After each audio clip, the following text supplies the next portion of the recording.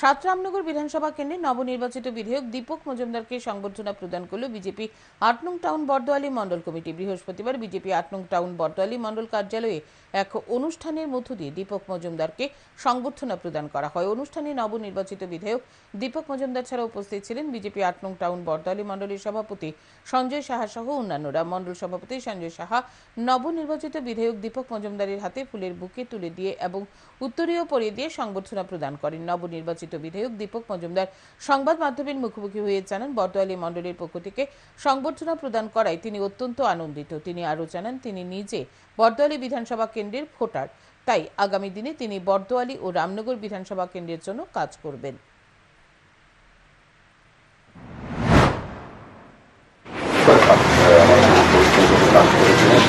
তাদের জন্য ধন্যবাদ জানাই। পাশাপাশি আমি যথেষ্ট প্রধানমন্ত্রী নরেন্দ্র মোদীজির যে চিন্তাভাবনা বা ওনার যে উন্নয়নের কাজ এবং আমাদের রাজ্যের মুখ্যমন্ত্রী প্রদেশের ডক্টর মাননীয় সরকারের যে কাজ এবং আগরতলা পৌর নিগমের আমাদের সমস্ত কর্মী যে কাজ করেছেন বা কাজ করেছে তার মূল্যায়ন মানুষের